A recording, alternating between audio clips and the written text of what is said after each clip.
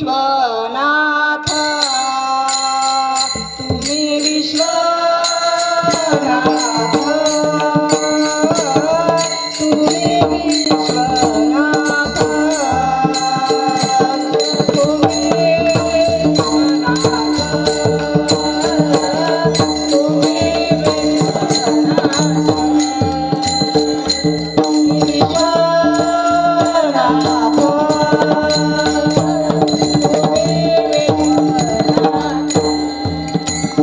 तुम्ही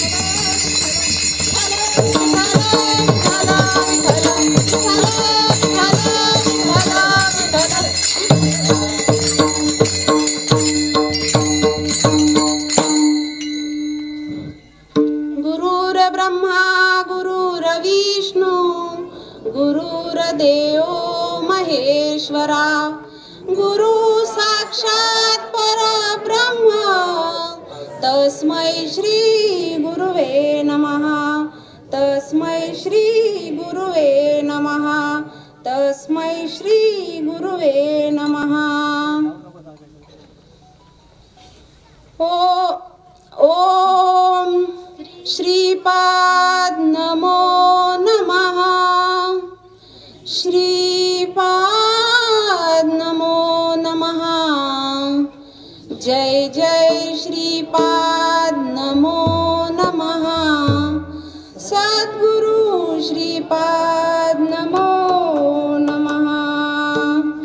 ओम श्रीपाद नमो नमः श्रीपाद नमो नमः जय जय श्रीपाद नमो नमः सद्गुरु श्रीपाद नमो नमः।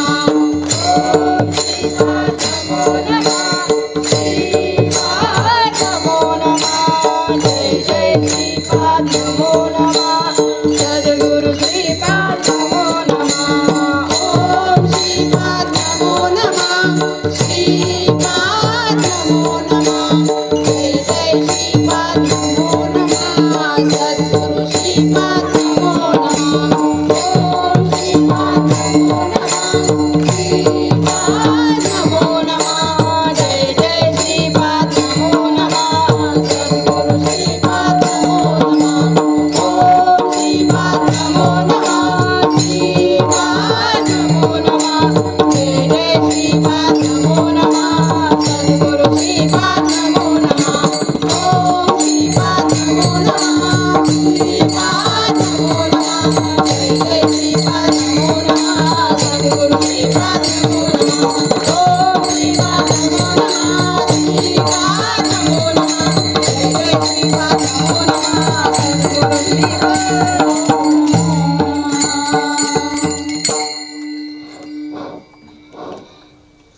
प्रस्तुत प्राप्त प्रसंगी आदिनाथ विश्वात्मकेश्वर महाशिवरात्री पर्व काळात या म्हणजे श्रीपाद सच्चिदानंद श्रीपाद बाबांच्या छत्रछायेखाली हा जमलेला भव्य दिव्य मेळावा नाही का आणि सर्व गुरु भक्तगण आणि सर्व महात्म्यांच्या चरणी वंदन करून सेवेशी घेतलेला 4 चरणांचा अभंग जगद्गुरु जगत वंदनीय संत तुकाराम महाराजांचा हा 4 चरणाचा अभंग। तुम्ही विश्वनाथ दीनरंक मी अनाथ तुम्ही विश्वनाथ दीनरंक मी अनाथ कृपा कराल ते थोडी पाया पडिलो बराडी काय उणे तुम्हा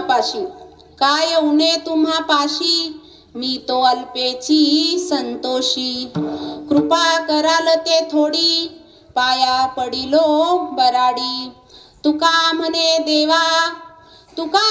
देवा काही भातुके पाठवा कृपा कराल ते थोडी पाया पडिलो बराडी विठ्ठल विठ्ठल विठ्ठल विठ्ठल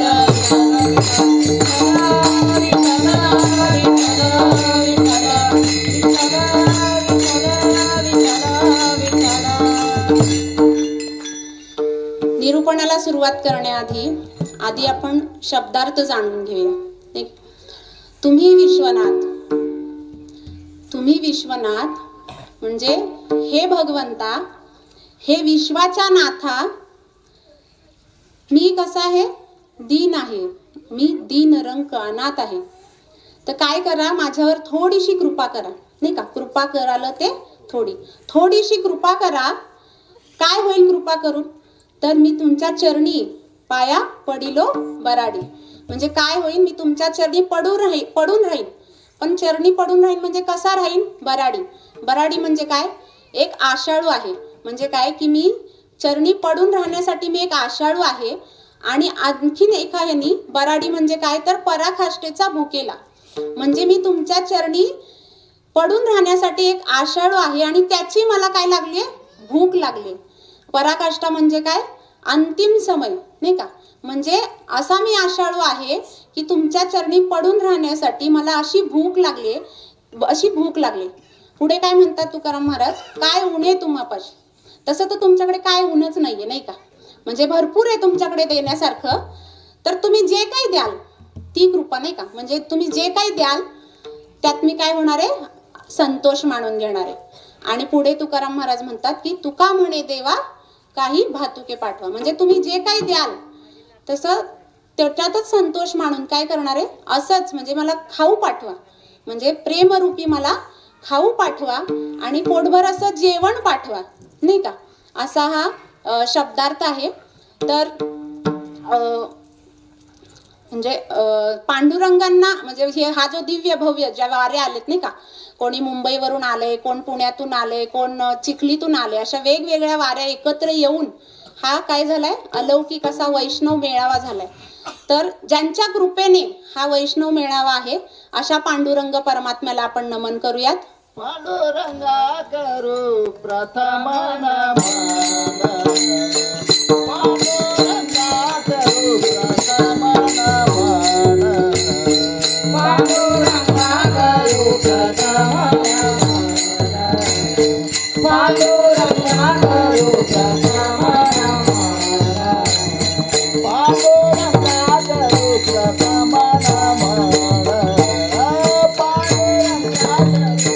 नमन, पांडुरंगा करू प्रथम नमन, पांडुरंगा करू प्रथम नमन, दुसरे चरण संतातिया, दुसरे चरण संतातिया, पादानी कटे सारे सारू,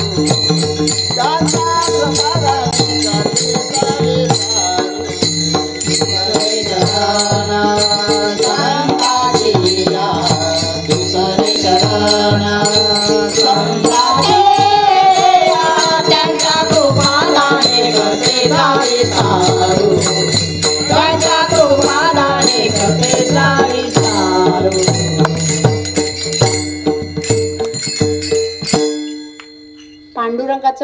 पांडुरंगांना प्रथम नमन केल्यानंतर हा जो वैष्णव मेळावा आहे, ही जी वैष्णवांची मांदियाळी आहे, या वैष्णवांच्या मांदियाळीला नाही का आचरणाने अनुभवण्यास मिळते.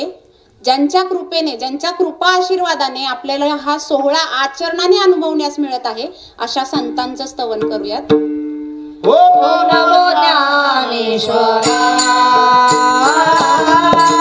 ओम नमो ज्ञानेश्वरा, ओम नमो ज्ञानेश्वरा, ओम नमो ज्ञानेश्वरा, ओम नमो ज्ञानेश्वरा, ओम नमो ज्ञानेश्वरा,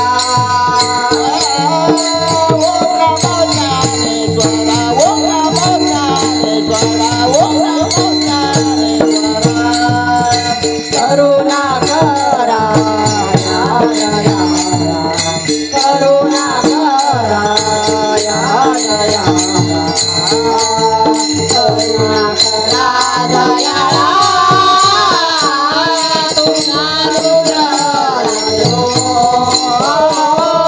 तुझा अनुग्रह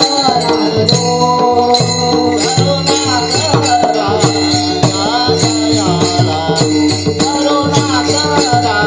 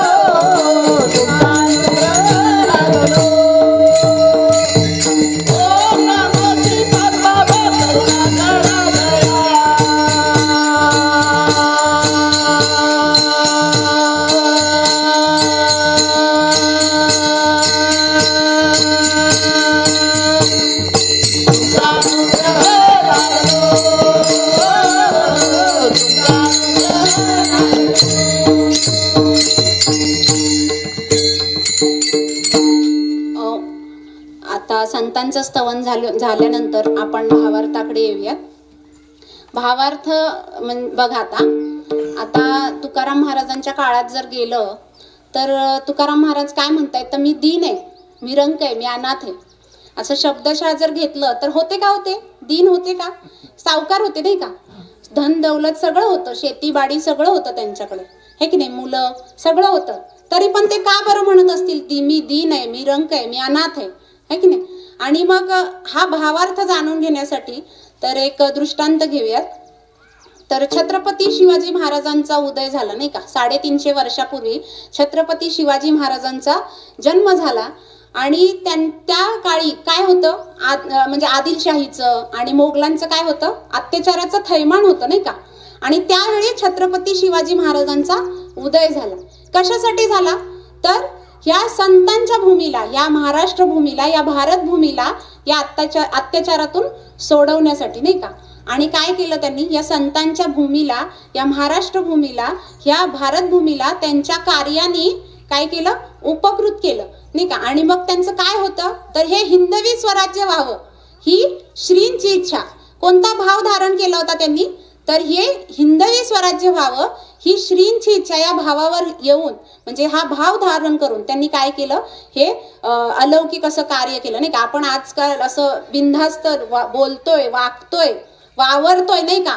आपण म्हणजे महिला अशा एकदम बिनधास्त वावरतोय, ते कोणामुळे, तर छत्रपती शिवाजी महाराजांमुळे. मग ते असेच घडले असतील का हो, म्हणजे नुसतं बोललं आणि मग झालं असेल का, नाही. तर जिजाऊ मातेनी काय केलं, तर त्यांच्यावर संस्कार केले नाही का, संस्कार केले आणि ते आचरणाने त्यांना घडवलं नाही का. नुसतं बोलून घडवलं का, नाही. तर त्यांनी काय केलं, तर आचरणाने त्यांच्यावर ते संस्कार घडवले. तर एक त्यांच्या ते 12 वर्षाचे असताना ना त्यांच्यावरती त्यांना गुणधारणा करायला सांगितलेली, हो की नाही. मग आता काय केलं जिजाऊ मातेना आणि शहाजी राजांना नेहमी असं वाटायचं की जो कोणी म्हणजे लोककल्याणकारी आणि विश्वकल्याणकारी जो राजा असेल त्या राजामध्ये काय ते गुण असावेत. आणि ते गुण कुणात असावेत, तर माझ्या शिवबामध्ये असावेत. तर ते कोणते गुण, 5 गुण त्यांना धारण करायला लावले नाही का. मग त्यांनी काय केलं, तर निमित्त केलं. कशाचं निमित्त केलं, तर त्यांचं जे आराध्य होतं त्यांच्या आराध्याच्या कवड्याच्या माळेचं निमित्त करून त्यांना काय सांगितलं, ते गुणधारणा करायला सांगितले. मग आता ती गुण कोणते गुण होते, तर आशा,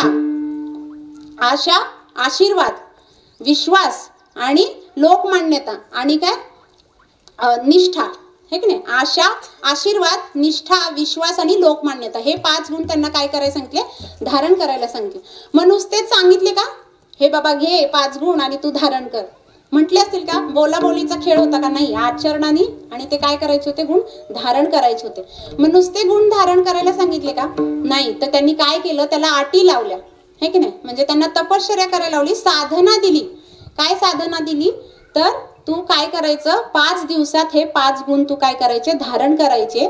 आणि त्यामध्ये 5 दिवसामध्ये तू काय करायचं, तर सामान्य लोकांसारखं राहायचं, सामान्य लोकांसारखा वेश परिधान करायचा आणि माझ्याशी एकही शब्द न बोलता 5 दिवसात हे तू काय करायचे, गुण धारण करायचे. मग आता बघा, जर इथे गुण धारण आपण जर एखाद्या आताची 12 वर्षाची पोरं काय करतात, म्हणजे विचार जर केला तर, हे की नाही.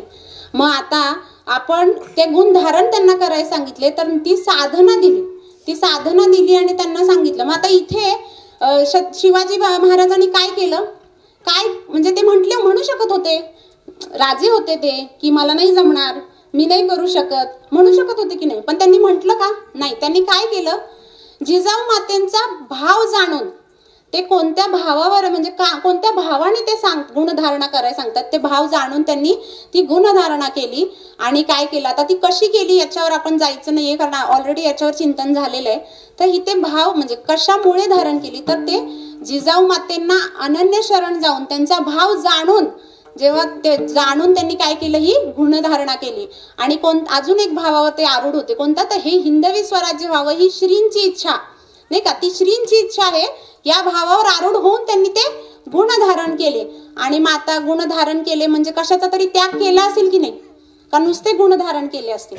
म्हणजे त्यांनी काय केलं, अवगुणांचा त्याग केला नाही का, म्हणजे गुण धारण, ते 5 गुण धारण करून अवगुणांचा त्याग केला आणि काय केलं, हे असं अलौकिक लोक कल्याणकारी आणि विश्व कल्याणकारी काय केलं, कार्य केलं हे की नाही. आणि महाराष्ट्राला या संतांच्या भूमीला काय केलं, त्या म्हणजे अत्याचारापासून वाचवलं.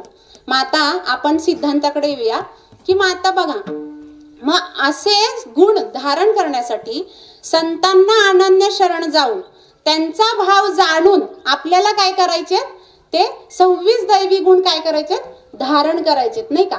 म्हणजे 26 दैवी गुण धारण करण्यासाठी आपल्याला काय करायचंय, तर आध्यात्मिक विज्ञानात पारंगत असणाऱ्या गुरु परंपरेतील म्हणजे श्रेष्ठ गुरु परंपरेतील संतांना शरण जाऊन ते 26 गुण काय करायचे, ते दुगुण काय करायचे, धारण करायचे. तर काय मग आता बघा, ते 26 दैवी गुण काय आहेत हे की नाही. मग नुसते धारण करायचे का, मग बघा काय चाललंय, माळ घालायची, रामकृष्ण हरी म्हणायचं आणि म्हण रामकृष्ण हरी आणि कर पंढरीची वारी, असं आहे का, नाही. तर काय करायचंय तुम्हाला, 26 दैवी गुण धारण करायचे.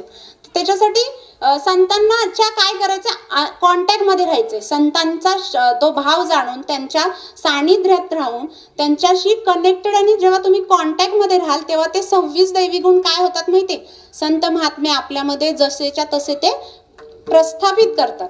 तर आता हे 26 दैवी गुण कोणते, नुसते 26 दैवी गुण म्हटलं की ते नुसते 26 दैवी गुण 26 दैवी गुण म्हणायचे का, नाही. तर तो काय आहे, कोणते गुण आहेत ते जाणून घ्यायचे.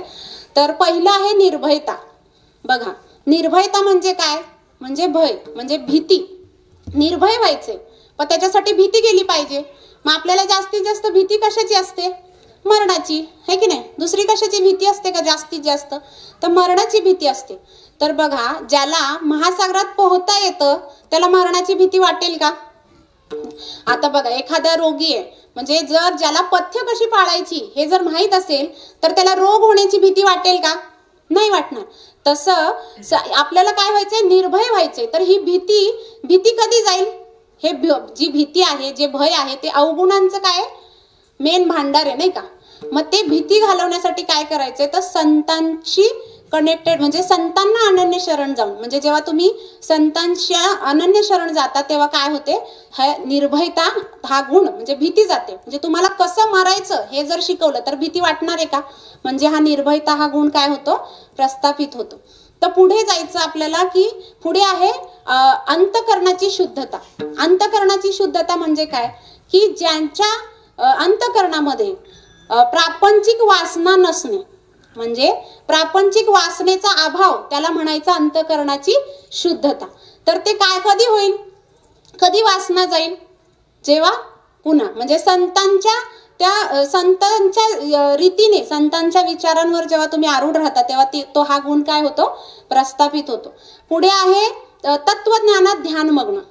बघा, आता तत्वज्ञानात ध्यानमग्न म्हणजे काय, ध्यानाला बसायचंय का, कुठेतरी पर्वतावर हिमालयात जाऊन ध्यान करत बसायचे का, तर नाही. तर बाबांची जी म्हणजे सद्गुरूंची जी महात्म्यांची जी 4 महावाक्य आहेत नाही का, विषय प्रयोजन समजून घ्या, कर्माचा संबंध समजून घ्या, बारीक आणि सूक्ष्म विचार करा आणि काय, तर हे जे 4 महावाक्य आहेत तर ही काय करायचे, समजून घ्यायचे आणि त्या तत्वाचे ज्ञान करून घ्यायचे, त्या तत्वाची ओळख करून घ्यायची, याला म्हणायचं तत्वज्ञानात ध्यानमग्न. हे काय करायचंय, तर हा गुण प्रस्थापित करून घ्यायचा. पुढे आहे समर्पण. समर्पण आणि सर्वस्वाचं समर्पण. आता इथं उदाहरण जर घ्यायचं झालं तर अर्जुन कोणाला समर्पण झाला होता, भगवान श्रीकृष्णाला, हो की नाही. म्हणजे त्यांनी काय केलं, आधी ज्यांना समर्पण व्हायचे त्यांना जाणलं आणि मग समर्पण झाला, हे की नाही. म्हणून काय झालं, त्याच्याकडून धर्माचं कार्य झालं. आणि दुसरीकडे जर उदाहरण घेतलं कर्णाचं, कर्ण कसा झाला, म्हणजे त्यांनी काय केलं, जाणलं का दुर्योधनाला, नाही, न जाणता ते काय झाला, फक्त तो सूतपुत्र आहे, त्यांनी मला राज्य दिलं, मला राजा बनवलं, म्हणून तो काय झाला, त्याला दुर्योधनाला समर्पण झाला. आणि त्यांनी त्याच्याकडून काय झालं, म्हणजे सर्वोत्कृष्ट धनुर्धारी असताना सुद्धा काय झालं, अधर्माचं कार्य झालं. तर इथे काय करायचं, आपल्याला समर्पण करायचंय. तर कोणाच्या ठिकाणी समर्पण करतो हे काय करायचंय, जाणून आपल्याला समर्पित व्हायचंय. पुढचा गुण आहे की तुम्हाला तपश्चर्या. तपश्चर्या म्हणजे काय? कशाची तपश्चर्या करायची? तपस्या करायची कशाची? तर तुम्हाला जे म्हणजे बोध केलाय त्या बोधाचं तुम्हाला काय इंद्रियांना वळण पाडायचे नाही का? म्हणजे तुम्ही इंद्रियांना वळण पाडण्याची तपस्या करायची. मग तो काय होतो जेव्हा तुम्ही रोज सकाळी ब्रह्ममुहूर्तावरती चिंतन भजन करता, अशी जी रीत दिली त्या रीतीवर जर रूढ राहिला तर काय होणार आहे? आपोआपच तुमच्या इंद्रियांना वळण लागणार आहे. आणि मग ही काय करायचं? हा गुण काय करायचा? प्रस्थापित होतो नाही का? जसं तसा महात्मे काय करतात? प्रस्थापित करतात. पुढे आहे की तुम्हाला लोभ नसावा, म्हणजे लोभहीन असावं. लोभहीन म्हणजे काय? बघा आता जर आपण याचं धृतराष्ट्राचं जर उदाहरण घेतलं तर कसं, म्हणजे त्याला पुत्रमोह झाला नाही का? म्हणजे लोभहीन पाहिजे, म्हणजे तुम्हाला मोह नसावा. पुढे आहे सत्य, म्हणजे सत्य म्हणजे काय? आता नुसतं नेहमी खरे बोलावे, नेहमी खरे बोलावे असं म्हणत बसायचंय का? म्हणजे नुसतं म्हणून होतं का नेहमी खरे बोलावे? तर नाही. काय करायचंय तर तुम्हाला सत्य काय, असत्य काय, खरं काय, खोटं काय हे जाणून तुम्हाला काय करायचंय तर त्या म्हणजे महात्म्यांनी सांगितलेल्या रीतीचा म्हणजे सगळा न्यायनिवाडा करून देतात नाही का महात्मे. आणि मग शेवटी काय होतं? आपल्याला तो बोध रुजला जातो. म्हणजे नुसतंच अहम ब्रह्मास्मी म्हणून आपल्याला सांगितलं आणि तो बोध रुजला का? नाही, त्याचा न्यायनिवाडा केला नाही का? तसं पुढे आहे की बाबा तुम्हाला पुढे आहे तुमच्या याच्यामध्ये की चेष्टेचा अभाव पाहिजे, शुभ अशुभ कर्माचा फलत्याग पाहिजे, ध्येय पाहिजे, क्षमा पाहिजे, महात्म्यांबद्दल आदर पाहिजे. एवढंच नव्हे तर काय पाहिजे? तुमच्याकडे ती लीनता, नम्रता नाही का? हे सगळे जे विनयशीलता म्हणजे हा जो साधेपणा आहे. म्हणजे श्रीपाद बाबा कसे होते? किती साधे होते. आणि आपलं जर उदाहरण घेतलं तर कार्यक्रमाला जायचे तर कशी तयारी असते बघा, है की नाही? म्हणजे बॅग असतं 2 दिवसाचा कार्यक्रम, पण आपण किती आठवड्याची बॅग भरत असो, स्पेशली इकडे आपल्याकडे, है की नाही? म्हणजे किती साधे होते नाही का? म्हणजे शत्रुत्वाचा अभाव. शत्रुत्वाचा अभाव म्हणजे काय? बघा श्रीपाद बाबांच्या जीवनातील एक दृष्टांत आहे. म्हणजे जारण मारण तंत्राचा त्यांच्यावर नाही का उपयोग केला होता, पण बाबांनी तसं केलं का? परत नाही केलं नाही का? म्हणजे तो शत्रुत्वाचा अभाव पाहिजे, समता पाहिजे. आणि मग ह्या सगळ्या जेव्हा तुम्ही 26 दैवी गुण धारण करायचे, आणि मग आता हे धारण कसे करायचे? कोण करणार? महात्मे म्हणतो नाही का आपण. कसे करतात? कोण करतात? तर सद्गुरू म्हणजे नाही का, ज्यांच्या म्हणजे आध्यात्मिक विज्ञानात पारंगत असणारे आणि श्रेष्ठ गुरु परंपरेतील सद्गुरू काय करतात? हे आपल्याला बोध करून देतात. आणि हे जसेच्या तसे 26 गुण जेव्हा आपण सत्संगाला येऊ, हे वैष्णव मेळावेला येऊ, त्यांच्याशी कॉन्टॅक्ट आणि कनेक्ट राहू, त्यांनी दिलेली साधना, त्या साधनेवरती अनुसंधान ठेवू, तेव्हा काय होणार आहेत? हे 26 दैवी गुण जसेच्या तसे आपल्यामध्ये प्रस्थापित होणार. मग आता बघा, मग आता इथं 26 दैवी गुण म्हणजे नुसतं सोपं आहे का हो? 26 दैवी गुण आले आणि तुम्ही तुमच्यात धारण झाले आणि तुम्ही लगेच देव झाला असं होतं का? नाही होत नाही का?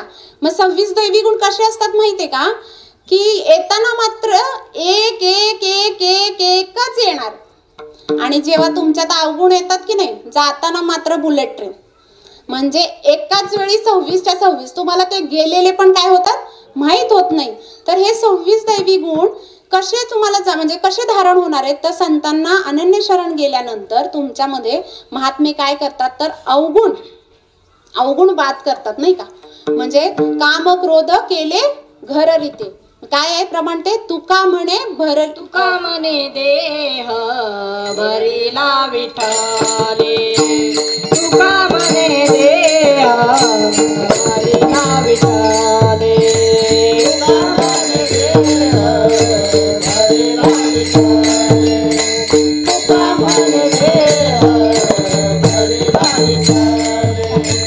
काम क्रोध केले घर रीते, काम क्रोध केले घर रीते, तुका म्हणे देह भरिला विठ्ठले, तुका म्हणे देह भरिला विठ्ठले.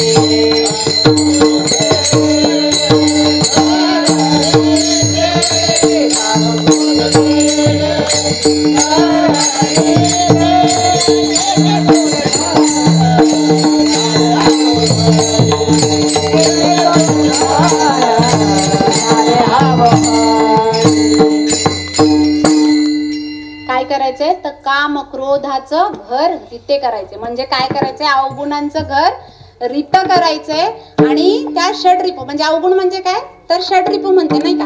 काय आहेत अवगुण तर काम, क्रोध, मद, मत्सर, लोभ, मोह आणि पुढे काय दंभ. मग आता हे जे अवगुण आहेत ते काय करायचे आपल्याला शमवायचे म्हणजे त्याचे बाद करायचे.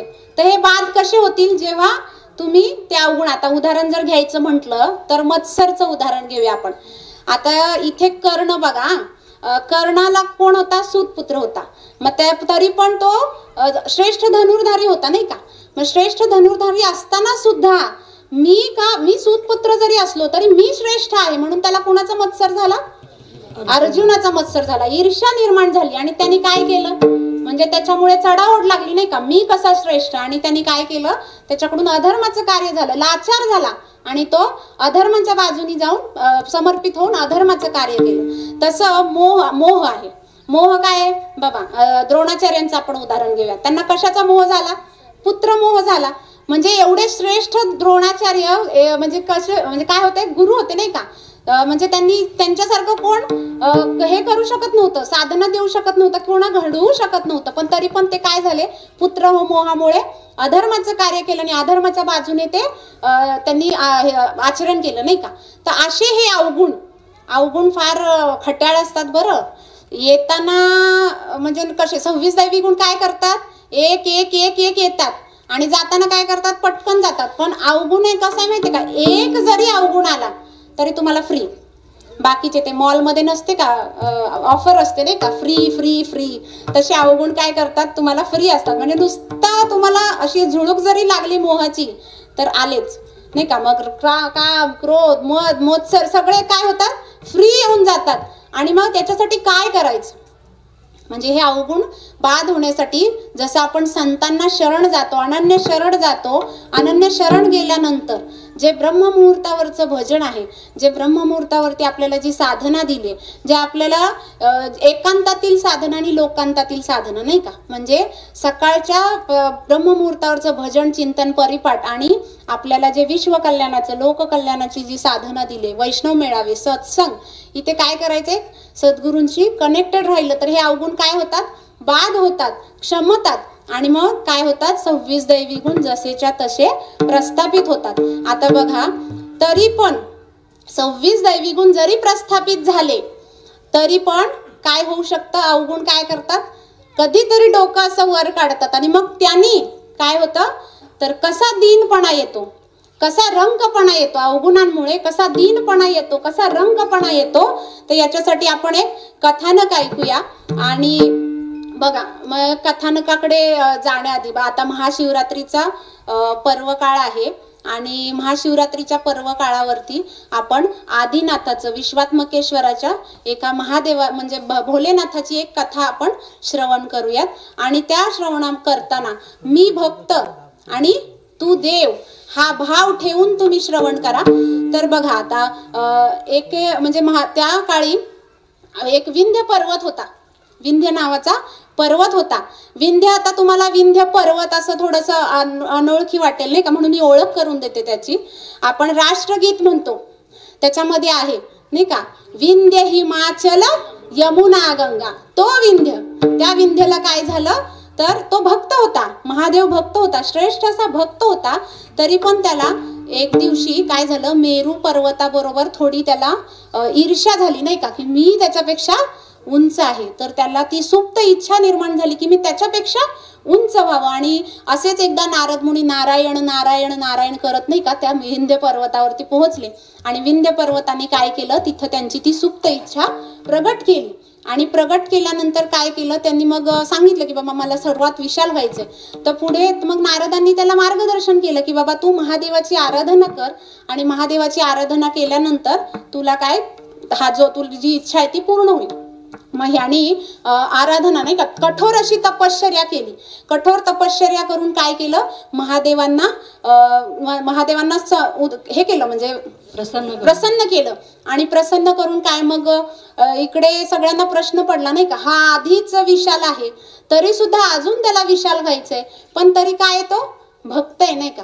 म्हणजे भोलेनाथ कसे आहेत, भोले आहेत, मग आता भोलेनाथ आहेत. मग त्यांनी काय केलं, ते प्रसन्न झाले आणि म्हणाले, बोल विंध्य, काय हवंय तुला, नाही का. मग विंध्य म्हणाला की हे प्रभू, हे देवा, मी तुमच्या कृपेने विशालच आहे, नाही का, मी तुमच्या कृपेने विशालच आहे, पण मला सगळ्यात विशाल व्हायचे, म्हणजे नाही का. मग मला असा वर द्या की मी सर्वांपेक्षा काय असेल, विशाल असेल. मग ते भगवान म्हणजे महादेव म्हणतात, नाही का, पण का तुला विशाल व्हायचंय.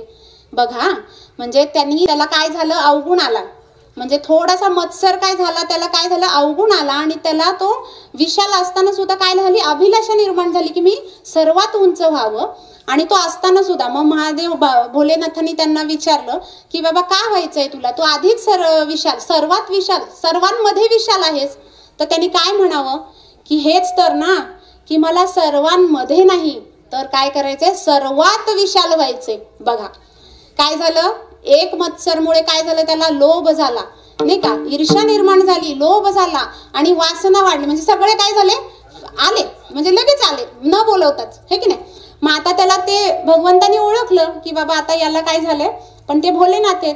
तरी पण त्यांनी बघा महात्मे काय करतात, म्हणजे भोलेनाथांनी बोलता बोलता म्हटलंय, हे बघ, प्रत्येकाच्या जे ह्या सृष्टीमध्ये ज्याला त्याला जे जे दिलंय ते कशी आहे, त्याची उपयुक्तता ज्याची त्याची ओळखून त्याला दिलेलं आहे.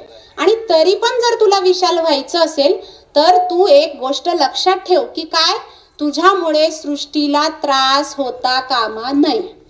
बघा म्हणजे महात्मे वेळोवेळी काय करतात, आपल्याला सांगत राहतात, नाही का, कान टोचतात आपले. तरी पण काय झालं, अवगुणांमुळे त्याला समजलं का नाही.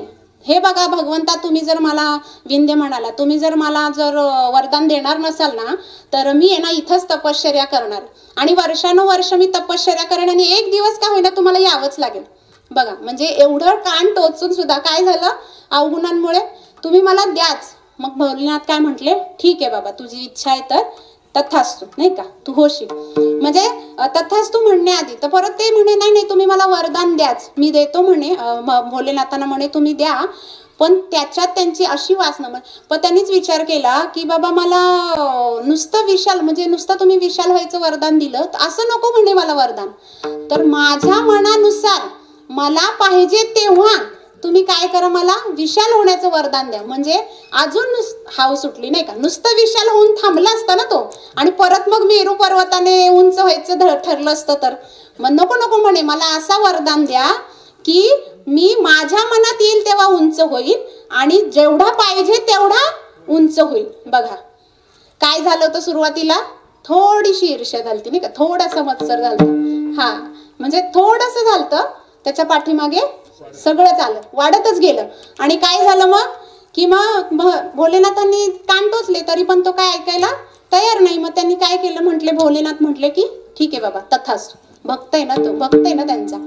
तथास्तु म्हटल्यावरती ह्याचे ते अवगुण, म्हणजे तो एवढा उन्मत्त झाला की त्यांनी त्याची आकार वाढवायला सुरुवात केली. विशाल विशाल विशाल विशाल होत गेला आणि एक दिवस तो एवढा विशाल होत गेला की पृथ्वी मातेला त्याचा भार सहन होईना.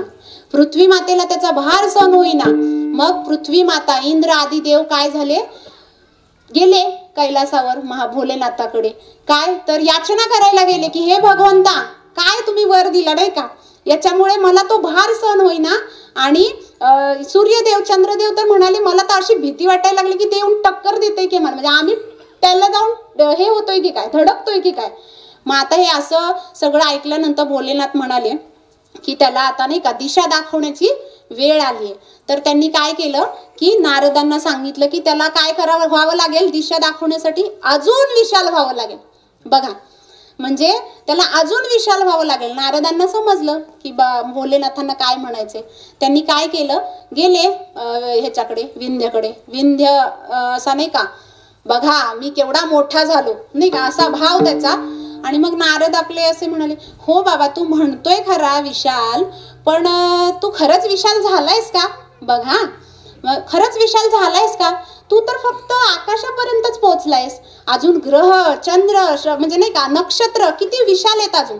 आणि त्याहून पण विशाल आहेत त्रिदेव. आणि त्रिदेवांमध्ये सर्वात जर कोण विशाल असेल तर कोण आहेत, महादेव. त्याला राग आला, अरे माझी स्तुती करायची सोडून तुम्ही काय मला सांगताय म्हणे, माझ्यापेक्षा पण कोणतरी विशाल. मग त्या अवगुणांमुळे त्याला काय झालं, अजून त्याला वासना सुटली आणि तो काय म्हटला, मला महादेवांपेक्षा पण विशाल व्हायचे. आणि मग ते होत गेला विशाल होत गेला तो.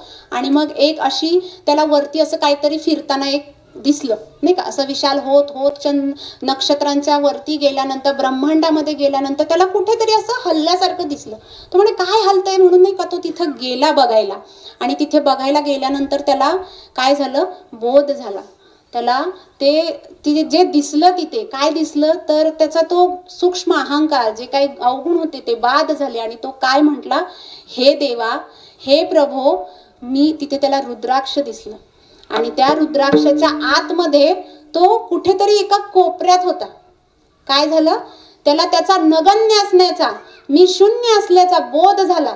मी त्या धुळीच्या, रुद्राक्षाच्या धुळीच्या कणा एवढा सुद्धा नाही असा बोध झाला. आणि तो तिथेच नमोस्तुते नमोस्तुते नमोस्तुते करून काय झालं, त्यांनी महादेवाची याचना केली आणि काय म्हटले, क्षमा मागायला लागले, हो की नाही.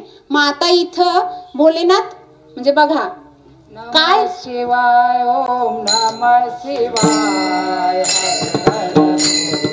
नमः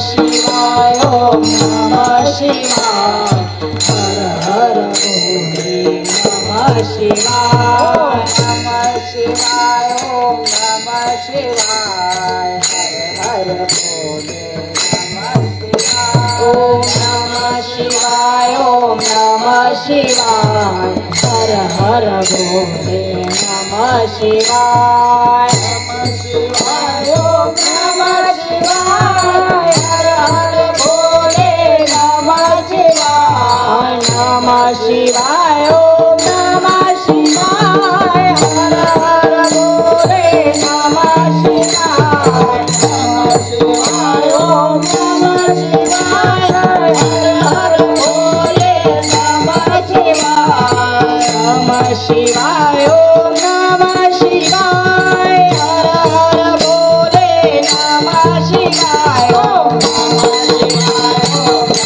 शिवाय ओम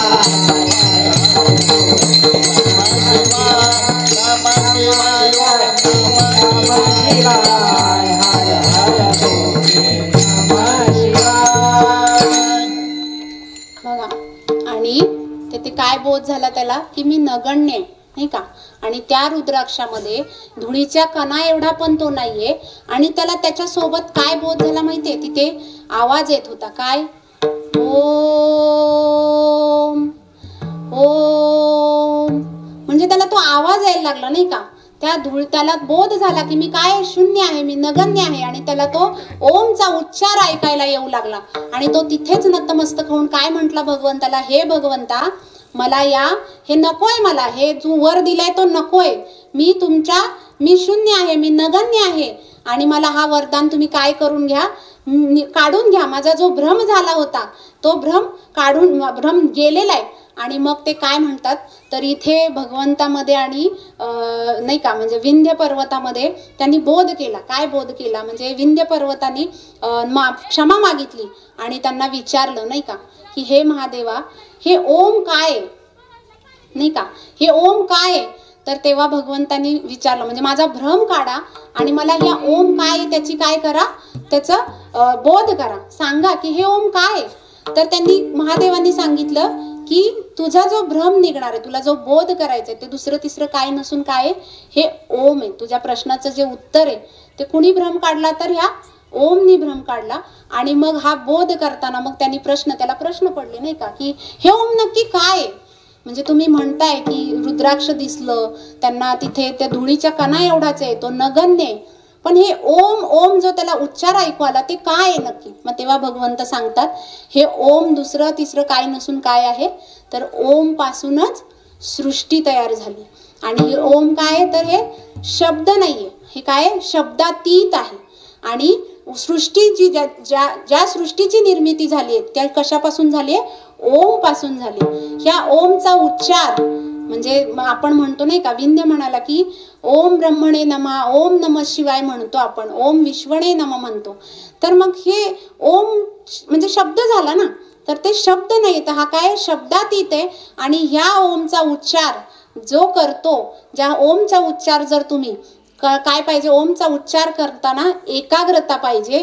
आणि ह्या ओमचा उच्चार करताना तुमच्या मनामध्ये इच्छा वासना आणि काय म्हणजे इच्छा वासना नसावी, अपेक्षा नसावी. जर तुम्ही हा ओमचा उच्चार केला तर काय होतं, हे जर नसेल तर तुम्हाला या माया जंजाळातून सुटण्याचं काय आहे हे, तर माया जंजाळातून सुटण्याची ही साधना आहे. आणि हे तसा हा ओम, ह्या ओमचं ओम दुसरं तिसरं काय नसून तर ही सृष्टी ज्याच्यापासून तयार झाली ते काय आहे, ओम आहे. तर ते विंध्यला बोध झाला नाही का. आणि काय केलं भगवंतानी, आचरणाने त्याच्याकडून ती ओमची साधना करून घेतली. आणि तेव्हा विंध्य काय म्हणाला की माझा भ्रम निघून गेला, असा भ्रम मला पुन्हा होऊ नये, असा मी भ्रमित पुन्हा होऊ नये म्हणून तुम्ही काय करा.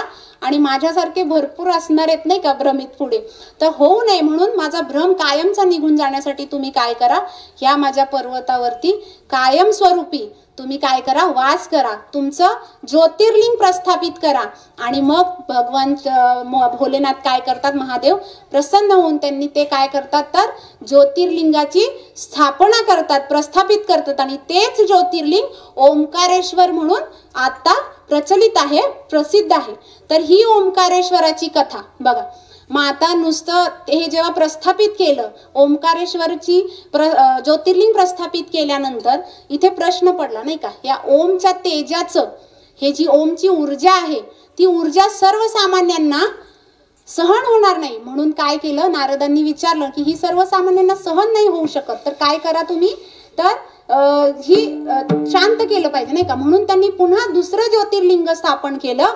आणि ते दुसरं ज्योतिर्लिंग म्हणजे मामलेश्वर ज्योतिर्लिंग. म्हणजे इथे ते मामलेश्वर जे ज्योतिर्लिंग आहे ते काय आहे, शीतल आहे, शांत आहे आणि प्राकृतिक असं ज्योतिर्लिंग आहे, जिथे त्रिदेवांचा वास आहे. बघा, मग आता आपण सिद्धांताकडे येऊया. आता ही कथा ऐकली तुम्ही नाही का. मग आता इथून तुम्ही जर विचार केला संतांना महात्मे, म्हणजे आपण जेव्हा हा ओमचा अनुभव कसा घ्यायचा, आता मी हे तुम्हाला सांगायला नको. आज सकाळी ब्रह्ममुहूर्तावरती संत महात्मे ह्या ओमचा अनुभव आणून देतात नाही का. ओमचा अनुभव ब्रह्ममुहूर्तावरती विंध्यला काय केलं त्यांनी, त्याचा भ्रम जावा म्हणून ते आचरणाने त्यांच्याकडून ओमची त्यांना बोध करून आचरणाने ओमची साधना करायला दिली. आणि म्हणून युगानुयुगे विंध्य पर्वत काय करतोय, लोक कल्याणाचं आणि विश्व कल्याणाचं कार्य करतोय नाही का. अजूनही तो जसाच्या तसा सर्व भ्रमितांचा भ्रम घालवण्यासाठी नाही का, म्हणजे तिथं तो उभा आहे नाही का. म्हणजे त्यांनी हे मग आता पुढे बघा, मग आता ह्या ओमचा जसाचा तसा अनुभव येण्यासाठी काय करायला लागेल, साधना करावी लागेल नाही का.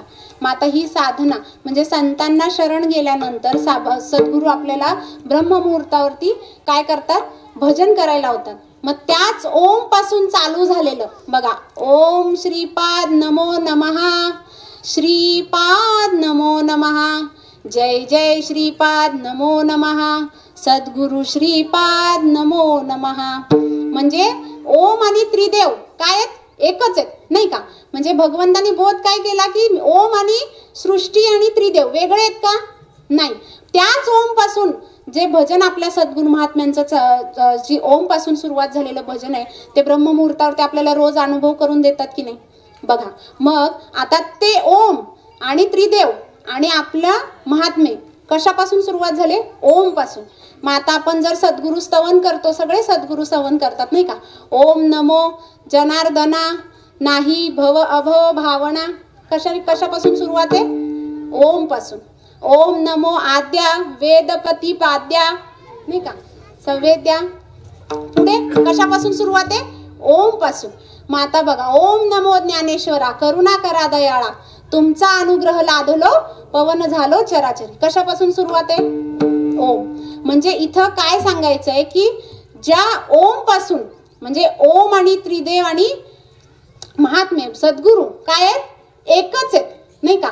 मग महादेव विश्वात्मकेश्वर आदिनाथ सत्याचे नाथ सद्गुरुनाथ आणि विश्वात्मके देवे काय आहे? एकच आहे. तर काय सिद्धांत इथे? तर हे सर्व काय आहे? एकच आहे. अशा बघा विंध्यचा अशा संतांना शरण जाऊन काय करायचं आपल्याला? तर त्यांचा तो बोध करून घ्यायचा आहे. तो बोध करून घेतल्यानंतर त्यांच्या म्हणजे संग लावून घ्यायचंय नाही का? सत्याचा संग म्हणजे सत्संग. आणि काय करायचंय? कॉन्टॅक्ट आणि कनेक्टेड राहायचंय त्यांच्या साधनेत. जर साधनेत राहिलो तर ते काय करतात? जसेच्या तसे ते गुण प्रस्थापित करतात. आणि बघा विंध्यला माता बोध कुणी केला? आदिनाथांनी केला नाही का? म्हणजे आदिनाथांनी कोणाला बोध केला? प्रमाणे आदिनाथ गुरु सकळ सिद्धांचा मच्छिंद्रतयाचा मुख्य शिष्य मच्छिंद्राने बोध गोरक्षासी केला.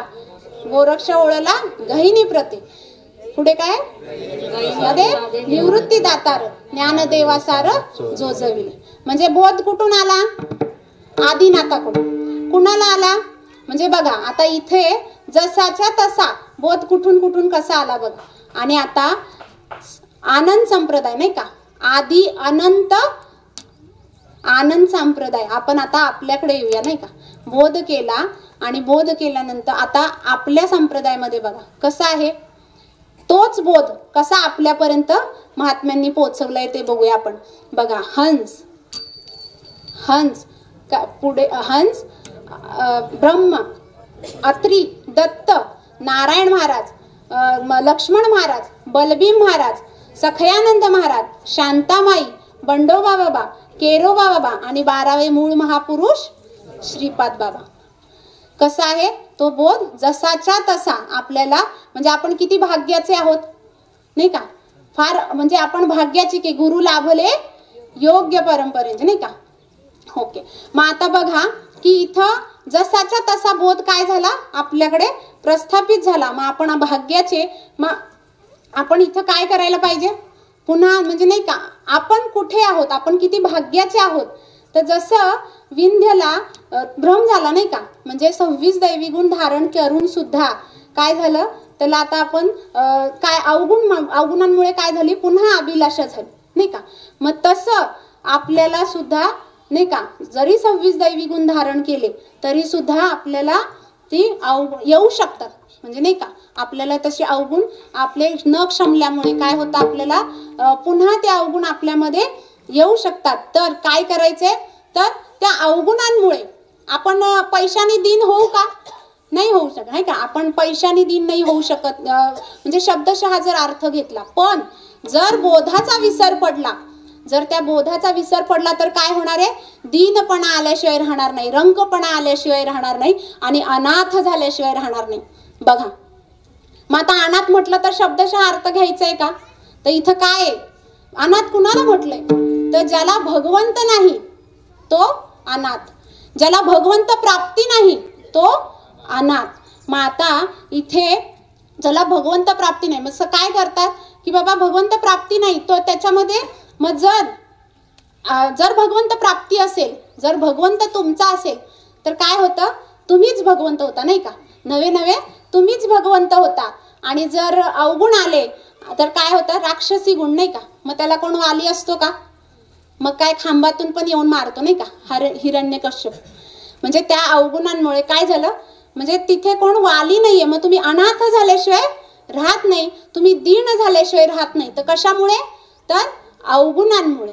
तर इथं काय करायचंय? तर अशा ह्या म्हणून तुकाराम महाराज काय म्हणतात पहिल्या चरणात की तुम्ही विश्वनाथ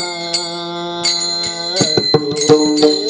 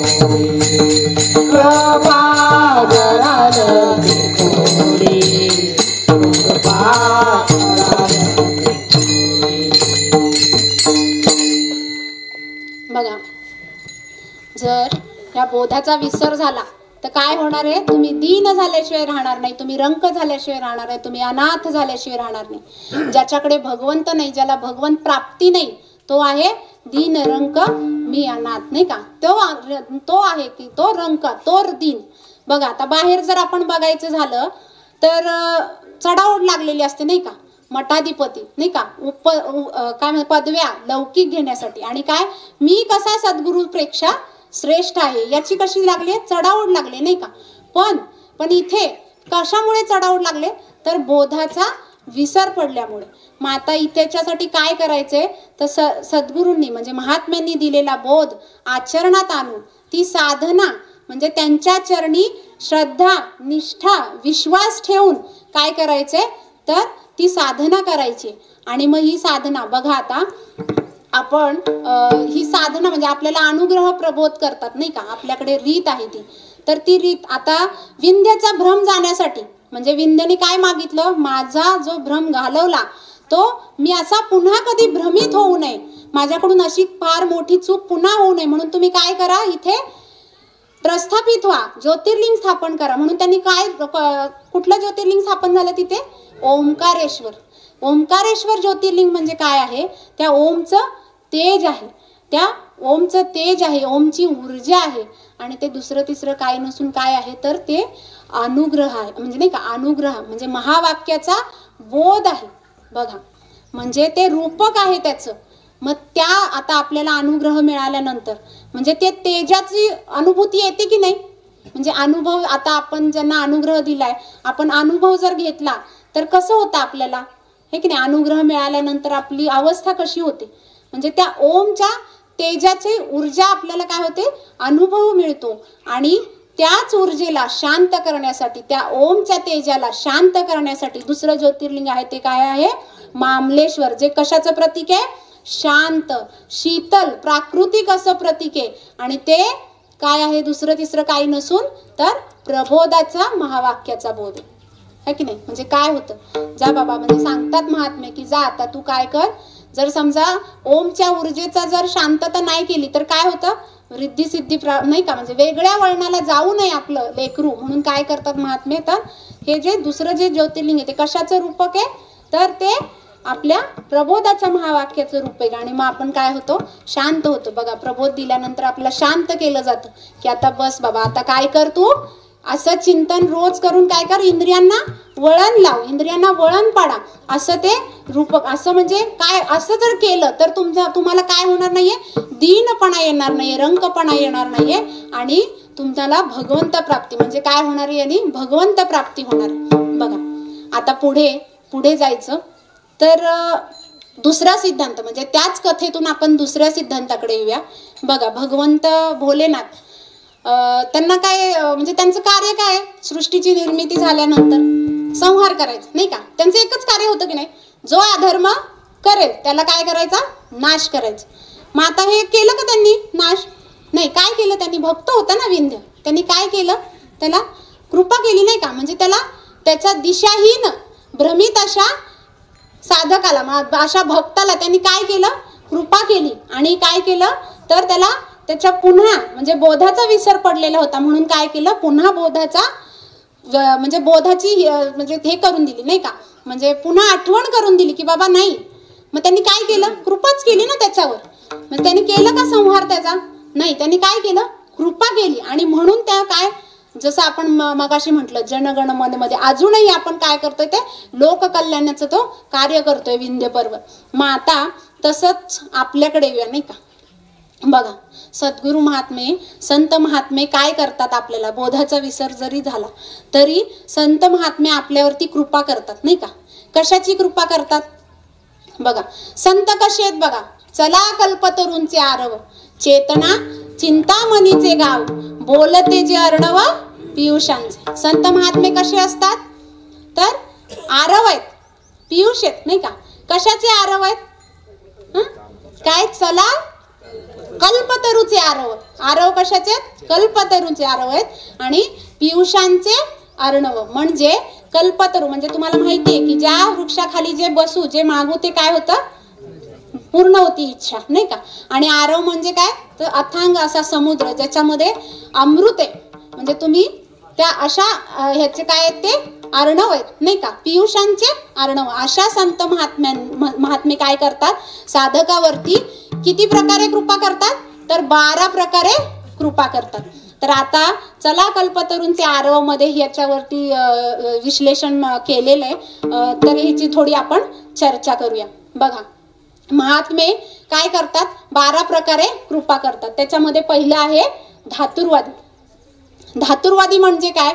तर सत्य काय असत्य काय चालू घडीला जे जे होतंय त्याची उदाहरणं देऊन काय करतात? तुम्हाला त्या सत्याचा बोध करतात. म्हणजे आता जर हे झालं तर आपल्याला नेहमी सांगतात नाही का महात्मे की बाहेर काय चालले आणि खरं काय, म्हणजे ह्याचा बोध. आतमध्ये ट्रिपला गेले होते नाही का सगळे, अयोध्येला जाऊन आले. म्हणजे काय?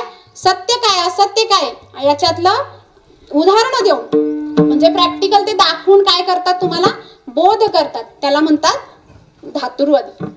पुढे आहे दुसरा आहे दुसऱ्या प्रकारे कृपा करतात. दुसरे प्रकार आहे चंदन. चंदन म्हणजे नाही का मलयगिरी चंदन पाहिजे. आपण पुढे जे म्हणजे चंदन कसं पाहिजे? मलयगिरी चंदन पाहिजे. आणि ते कशा प्रकार चंदनाचं कार्य काय? जो त्याच्या संपर्कात येईल त्याला काय करायचं? त्याच्यासारखं करायचं नाही का. म्हणजे चंदनाचा गुण जो गुण आहे तो गुण जशाचा तसा काय करायचा समोरच्याला. म्हणजे त्यांच्या चंदनाच्या संपर्कात जी झाडं झुडपं येतील जे कोणी येईल मग ते कोणी असो ते काय करतात? त्याचा जसाच्या तसं ते गुण काय करतं? त्याला प्रस्थापित करतं. मग संतांच्या त्या महात्म्यांच्या संपर्कात येणारे म्हणजे काय जड मूड ज्ञानी अज्ञानी जो कोणी येईल ते काय करतात? त्यांच्यासारखं म्हणजे ना महात्म्यांसारखं ते कृपा करतात आणि ते त्यांच्यासारखं बनवतात. आता पुढे आहे परीस. परीस म्हणजे काय? परिसाच्या कॉन्टॅक्ट मध्ये आल्यावर काय होतं? लोखंड पण सोनं होऊन जातं. मग ते परीस होऊन कृपा करतात. बघा जे ज्ञान देतात. आता उदाहरण घ्यायचं झालं तर वाघिणीचं दूध टिकण्यासाठी कसलं भांड पाहिजे? सोन्याचं भांड पाहिजे है की नाही. तसं जे महात्मे आपल्याला ज्ञान देतात ते ज्ञान टिकण्यासाठी तुम्ही काय झालं पाहिजे? सोनं झालं पाहिजे की नाही. म्हणजे तसं ते काय करतात? परिसासारखं काय करतात? आपल्याला कृपा करतात. आणि जसं ते परीस म्हणजे जे पण येईल सोनं करतात तसं आपल्याला काय करतात? ती सोनं बनवतात आणि ती कृपा करतात. पुढं आहे चौथी कृपा आहे अनुग्रह. अनुग्रहाची कृपा. चौथी कृपा आहे अनुग्रह. हृदय हृदय एक झाले हे हृदयाचे ते हृदय घातले द्वैत ना मोडते आपणासारखे केले अर्जुन. बघा म्हणजे काय करतात? अनुग्रह. अनुग्रहाचा बोध करून आपल्याला त्यांच्यासारखं करतात नाही का. म्हणजे ते बोध करून त्या अनुग्रहाची रीत करून आपल्याला बोध करतात. की कसला बोध करतात? तर अहम ब्रह्मास्मीचा बोध करतात नाही का. म्हणजे मी ब्रह्म आहे है की नाही. अहम ब्रह्मास्मीचा बोध करून आपल्याला काय करतात ते?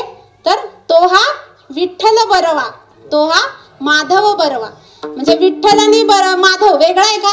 नाही. तो आणि हा एकच आहे. म्हणजे तो आणि हा एकच करतात आणि ही अनुग्रहाची कृपा ते आपल्यावरती करतात. पुढे आहे विचार. पुढची कृपा आहे विचार.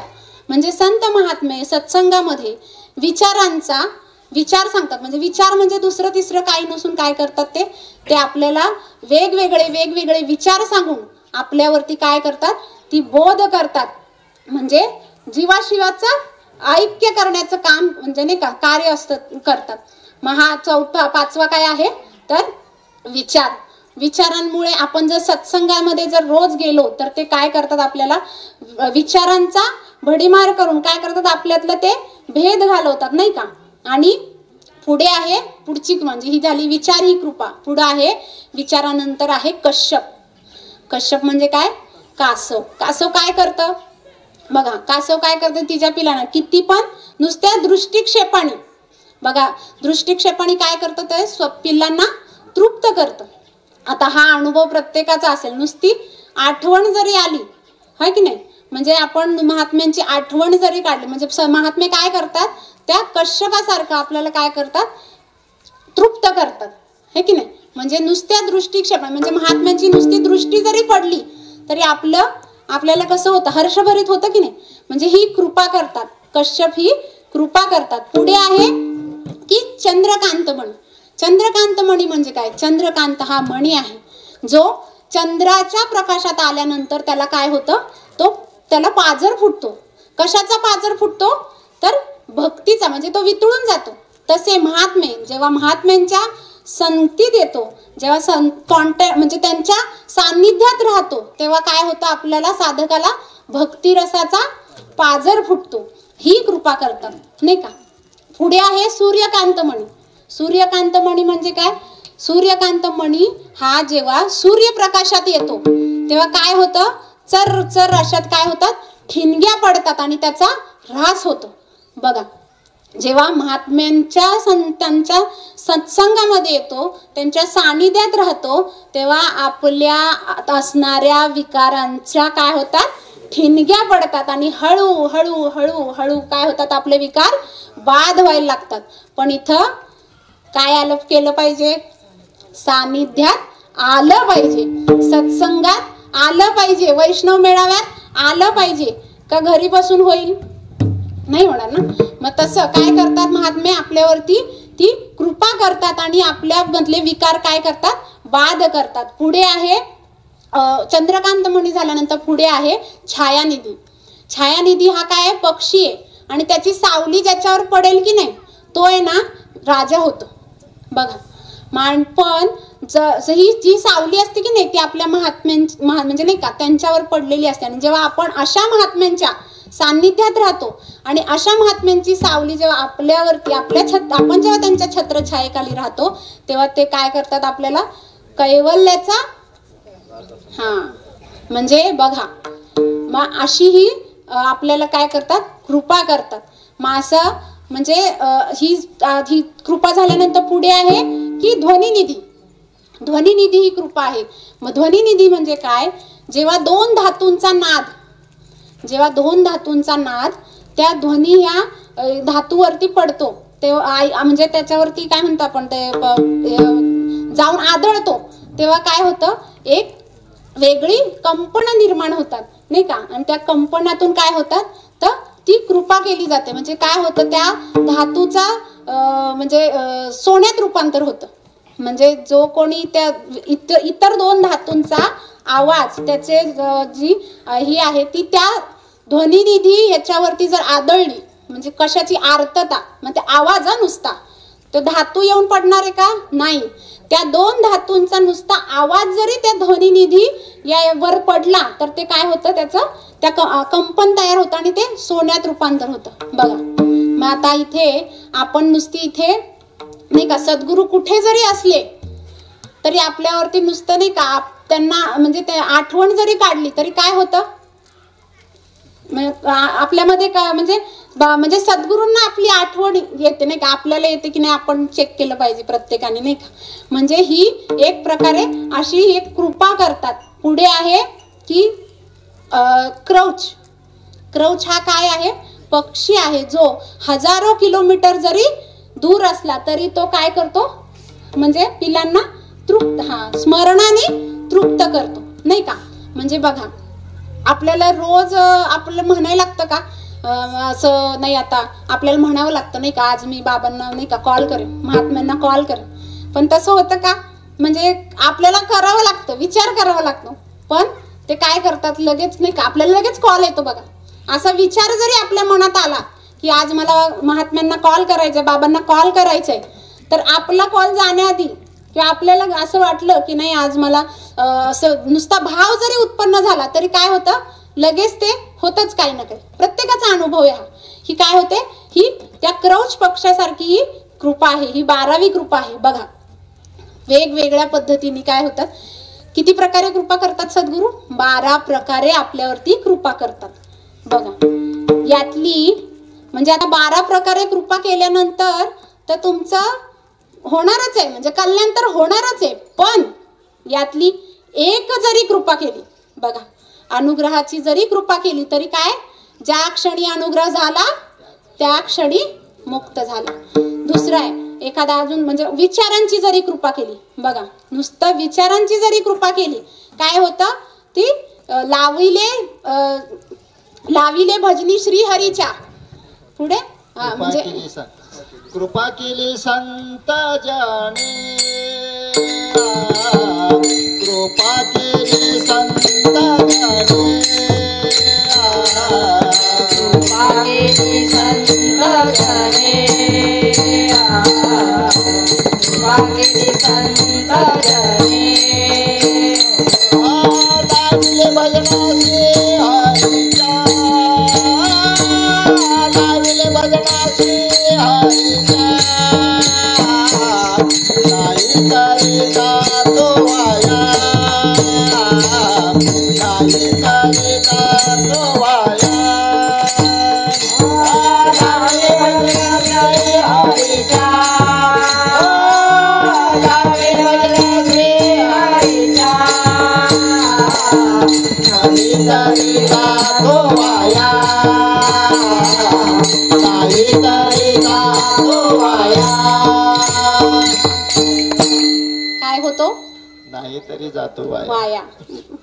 कृपा केली म्हणजे कृपा केली म्हणजे बघा, म्हणजे 184च्या योनीमध्ये काय होतो, अडकून राहतो नाही का. जर म्हणजे बघा एक जरी कृपा केली तरी आपलं काय होणार आहे, कल्याणच आहे, त्या साधकाचं कल्याणच आहे. असं जेव्हा कृपा करतात तर काय करायचे आपल्याला, म्हणजे जेव्हा सद्गुरू अशा 12 प्रकारे कृपा करतात आणि एक जरी कृपा केली, जसं भोलेनाथांनी विंध्यावर कृपा केली ना, त्याचा भ्रम काढला, आणि मग तसं जेव्हा आपण त्या कृपे म्हणजे त्यांनी कृपा संपादन करून काय करायचंय, तर त्यांनी दिलेल्या रीतीवर अनुसंधान ठेवायचंय, विवेक जागृत ठेवायचे आणि या विनियोगाच्या रीतीचा काय करायचंय, आचरण करायचे.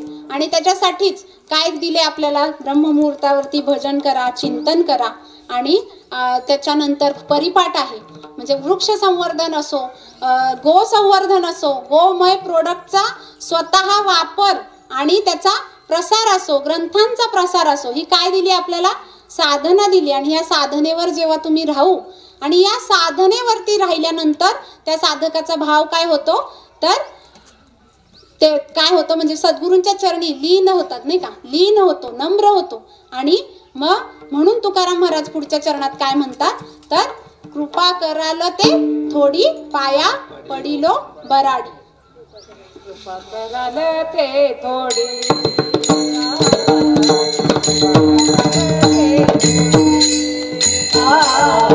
कृपा कराल ते थोडी, कृपा कराल ते थोडी,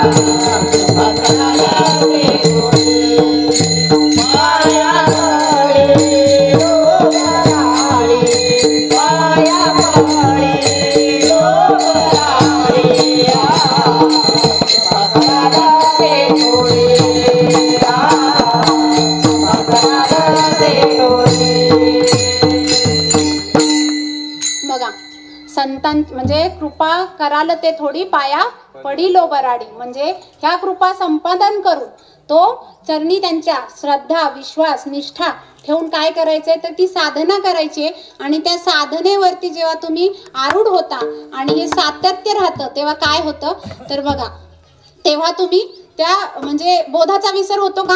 नाही होत, नाही का? म्हणजे बोधाचा विसर होणार नाही. आणि पुढे आता आपण संतांकडे देण्यासारखं खूप आहे, नाही का? म्हणजे त्या महात्म्यांकडे देण्यासारखं म्हणजे त्यांच्याकडे काही कमीच नाहीये. बघा, एक दृष्टांत म्हणजे एक उदाहरण घेतलं तर माहेर वर्षी म्हणजे नाही का, सासरी गेलेली मुलगी माहेरी गेल्यानंतर काय होतं तर आई किती लाड करते, नाही का तिचा. म्हणजे माहीत असतं सगळं पंचपक्वान्न खाऊन येते, तरी पण घे बाई आज हे लाडू कर, नाही का, उद्या ती भाजी बनव. जाताना म्हणजे नाही का 5 दिवस राहिली तर 5 दिवस पंचपक्वान्न. तिला माहित म्हणजे खात नाही का सासरी लेक खाते की नाही, तरी पण काय आज हे कर उद्या ते कर. आणि जाताना अजून तरी सुद्धा काय करते, गाठोडं बांधून ठेवलेलंच. 2 महिन्यांनी आलं परत तरी गाठोडं बांधून ठेवलंच आहे. तसे बघा माऊली नाही का ती, तशी सद्गुरु माऊली, तसे महात्मे संत कसे उदार आहेत. संत उदार उदार भरले अनंत भांडार. त्यांच्याकडे कशाचं म्हणजे अनंत भांडार आहे. मग कसलं भांडार आहे त्यांच्याकडे तर त्यांच्याकडे ते काय करतात, त्यांच्याकडे खूप असं भांडार आहे, अनंत असं भांडार भरलेलं आहे. तर त्याच्यातून ते आपल्याला ज्ञान, योग, भक्ती आणि कर्म ह्याची काय करतात, शिदोरी देतात, नाही का. म्हणजे काय करतात, आपल्याला ज्ञान करून देतात. ज्ञान करून देतात म्हणजे काय, जे दिसतंय, जे दिसत नाही, जे आहे जे नाही ते काय आहे, ईश्वर आहे. त्या ईश्वराच्या लीला आहेत. आणि यालाच काय म्हणतात, भगवत साक्षात्कार. म्हणजे नाही का, भगवत साक्षात्कार करून देतात आणि आपल्याला त्या भगवंताच्या भजनी लावतात. म्हणजे काय करून दिलं, ज्ञान करून दिलं. ज्ञान करून देऊन आपल्याला भगवत साक्षात्कार करून दिला. आणि ही जी क्रिया आहे आणि ह्याच्यामध्ये काय होतं, त्या जीवाचं काय होतं, अज्ञान जातं, नाही का. जीवाचं अज्ञान गेल्यानंतर तुम्हाला त्या जीवाचं अज्ञान, जे चिकटलेलं अज्ञान आहे ते गेल्यानंतर ते ज्ञान करून देतात. काय होतं, आणि ही जी क्रिया आहे, जीवाचं अज्ञान काढण्याची जी क्रिया आहे, तर पुढे ते काय करतात, या क्रियेतून योग क्रिया करून घेतात. म्हणजे जीव आणि शिव, अज्ञान जातं म्हणजे काय की जीव आणि शिव एकच आहे. ही जी क्रिया आहे याला म्हणतात की योग क्रिया करून घेतात. म्हणजे ज्ञान करून दिलं, मग नुसतं ज्ञान करून थांबलं का, नाही. म्हणजे उदार आहेत ना ते संत, कसे उदार आहेत. तर ते नुसतं ज्ञान करून थांबत नाही, तर ते पुढे काय करतात, आपल्याला योग क्रिया करून देतात. योग क्रिया म्हणजे जीव आणि शिव ऐक्य, म्हणजे मी आणि तो एकच आहे, हा ही क्रिया करतात. आणि ही जी क्रिया करतात, जे योग, जो योग आहे, या योगाची जी क्रिया करणारे आहेत त्याला काय म्हणतात, योगी. आणि असे योगी आपल्याला काय करतात तर तो योग क्रिया करून जीव आणि शिव एकच आहे असा भाव उत्पन्न करतात, नाही का. हा भाव उत्पन्न करतात त्यालाच म्हणतात एकात्मतेचा भाव. आणि ह्या भावातून तुम्हाला स्वरूपाचं दर्शन करून देतात, नाही का. स्वस्वरूपाचं दर्शन करून देतात. आणि याच दर्शनातून म्हणजे जेव्हा ज्ञान झालं, योग झालं, आणि योग झाल्यानंतर तुम्हाला स्वस्वरूपाचं दर्शन करून देतात. आणि तिथूनच तुम्हाला काय करतात, भक्तीचा पाझर कर, म्हणजे भक्ती उदयाला येते. आणि ही भक्ती करायला शिकवतात. बघा, म्हणजे नुसतं ज्ञान करून देत नाही, ज्ञान झालं, योग झाला आणि भक्ती. बघा, आपण आधी भक्ती कशाला म्हणायचो तर मी सकाळी उठल्यावर देवपूजा करतो आणि काही खात नाही, नाही का. देवपूजा केल्याशिवाय मी काय खात नाही. माळ घातल्यानंतर मी एवढ्या वेळा माळ ओढल्याशिवाय मी काय खात नाही. मी एवढा दान करतो, मी एवढ्या वाऱ्या करतो, नाही का. ही भक्ती होती. पण आपल्याला महात्म्यांनी बोध करून दिला, जर वारी करता तर कशाची वारी करता, नाही का. मग नुसती ती वारी करे, नुसते एरझऱ्या झाले करायचेत का तर नाही. काय करायचंय तर श्वासाची वारी करताय का, हा बोध करतात, नाही का. श्वासाच्या वारीवर आणून तुम्हाला काय करतात, स्थिर करतात. जर तुम्ही एखादं म्हणजे दान करत असाल तर ते तुमचं दान हे सत्पात्री दान होतंय का याचा बोध करतात. आणि यातूनच काय होते तर खऱ्या भक्तीची काय करतात, ती सुरुवात करून देतात. म्हणजे खऱ्या भक्तीला लावतात, नाही का. त्यांचं तर पुढे नुसतं भक्तीला लावून मग बघा, आता जर एखादं म्हणजे बघतो आपण बाहेर तर काय चाललंय, हे ज्ञान, योग, भक्ती, कर्म ह्या काय आहेत, परमार्थाच्या 4 बाजू आहेत, खांब आहेत, नाही का. पण बाहेर कसं चाललंय तर मार्ग समजतात त्याला. म्हणजे कोण ज्ञान मार्गाने जातं, कोण योग मार्गाने जातं, कोण भक्ती मार्गाने जातं. म्हणजे हे अवडंबर चालू आहे नाही का बाहेर. पण महात्मे काय करतात, ज्ञान योग. जसं आकाशात पक्षीला जर उडायचं असेल तर काय करावं लागतं, त्याला 2 पाय आणि 2 पंख लागतात. आणि यातून एक जरी नसेल तरी काय होतं, उडता येईल का त्याला. तसं परमार्थामध्ये काय आहे तर ज्ञान योग भक्ती आणि कर्म ह्या काय आहेत, 4 बाजू आहेत. आणि ही भक्ती, अशी भक्ती ही जेव्हा तुम्ही भक्ती करायला म्हणजे अशी भक्ती करायला शिकवतात नाही का. श्वासावर अनुसंधान ठेवा, विवेक जागृत ठेवा आणि पुढे काय तर विनियोगाची रीत करा. असं करून ते काय करतात आपल्याला तर म्हणजे आपल्याला त्या बोधावर ठेवतात नाही का. मग पुढे आहे ती भक्ती करायला लावून आपल्याला काय करतात, कर्म करायला लावतात. मग आता कर्म करायला लावतात म्हणजे काय, मग नुसतं बघा आता कर्म करायला लावतात म्हणजे नुसतं घरात बसून भजन करत बसा आणि घरातलं काम नाही करायचं असं आहे का. नाही बघा, करीसी अंगीकार तया काय माझा भार, हा मज सोडवी दातारा कर्मापासून दुस्तरा. म्हणजे कसं कर्म करायला लावले बघा. म्हणजे तुकाराम महाराजांनी ज्ञान पण करून घेतलं, योग पण करून घेतला, भक्ती पण केली आणि प्रपंचात म्हणजे कर्म पण केलं. म्हणजे प्रपंचात राहून काय केलं त्यांनी, परमार्थ केला. आणि म्हणून ते काय ठरले, भक्त ठरले. असं तर काय करायचंय, ज्ञान करून घ्यायचंय, योग करून घ्यायचंय आणि भक्ती करायची, पण त्याच्यासोबत कर्म सुद्धा करायचंय. मग आता इथं मज सोडवी दातारा कर्मापासून दुसरा. मग कोणत्या कर्मापासून सोडव म्हटलंय तुकाराम महाराजांनी बघा. आपल्याला असं वाटतं नाही का की हे काही सुख आलं की हेच पाहिजे नाही का, आणि दुःख आलं तर नको नको सोडव बाबा याच्यातून, अशी होती की नाही आपली अवस्था. पण तसं करायचंय का तर नाही. तुकाराम महाराजांना काय कंटाळा आला असेल का त्यांच्या प्रपंचाचा, म्हणून ते म्हणतायत का मला ह्या कर्मापासून सोडव म्हणतायत का, नाही. तर त्यांना असं कोणतं कर्म आहे की ते म्हणतायत की मला त्या कर्मापासून सोडव. तर परमार्थिक क्षेत्रामध्ये परमार्थ करताना, निर्धारित कर्म करताना आडवी येणारी जी कुठली तुमची कर्मे असतील ती नाही का, त्यातून मला सोडव.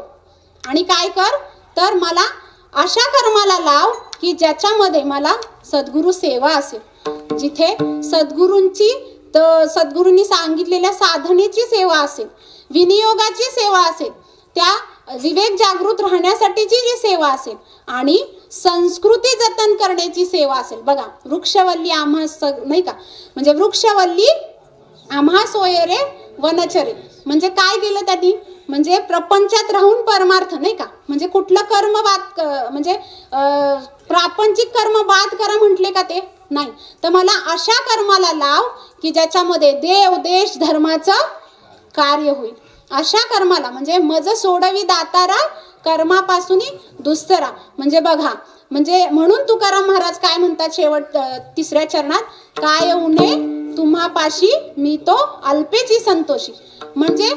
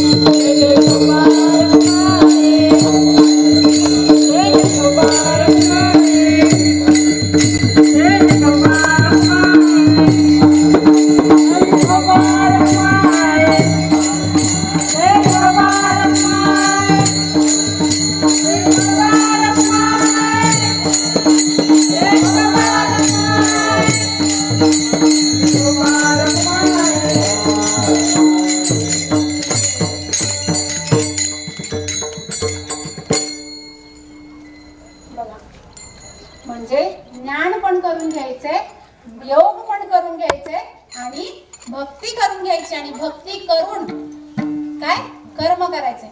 म्हणजे आता कर्म करायचे म्हणजे निर्धारित कर्माला लागायचे, म्हणजे निर्धारित कर्म करायचे. आणि म्हणून मग आता इथे बघा तुकाराम महाराज म्हणजे संतांकडे अनंत भांडार आहे, ते देतात आपल्याला.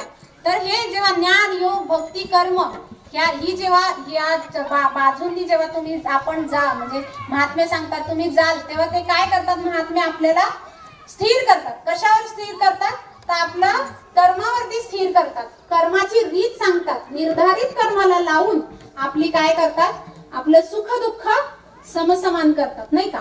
म्हणजे शोक, आपला शोक कशाचा असतो म्हणजे आपण काय करतो शोक म्हणजे कशाचा असतो, सुख झालं की हर्षभरित होणं आणि दुःख झालं की कोसत बसणं नाही का.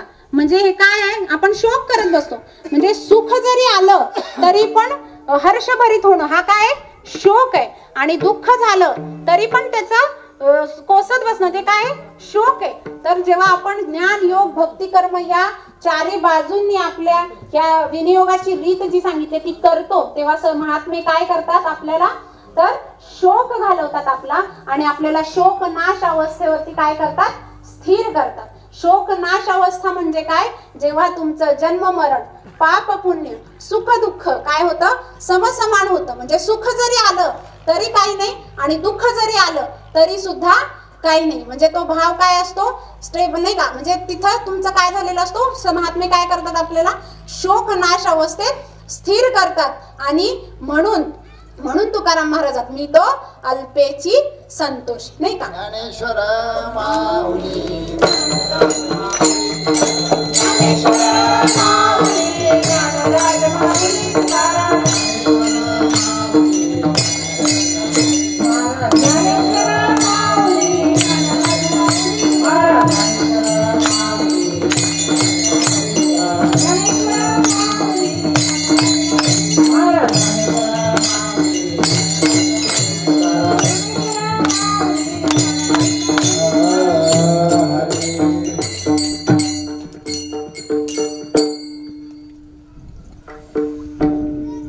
झालेली सेवा सद्गुरुचरणी समर्पित करून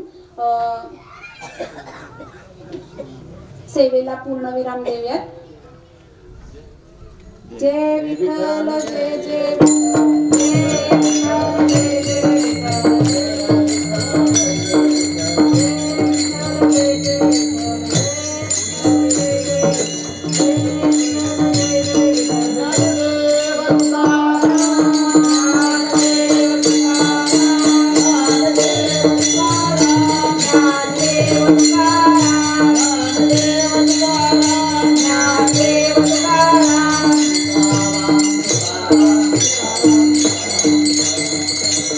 कुंडली कल्याणी विठ्ठल श्री ज्ञानदेव तुकाराम पंढरीनाथ भगवान की जय. माऊली ज्ञानेश्वर महाराज की जय. सच्चिदानंद श्रीपाद सच्चिदानंद रामदास सब साधु संतान के अवधूत चिंतन श्री गुरुदेव दत्त गोपाल कृष्ण भगवान की जय. देव देश आणि धर्मासाठी विश्वात्मके देवे.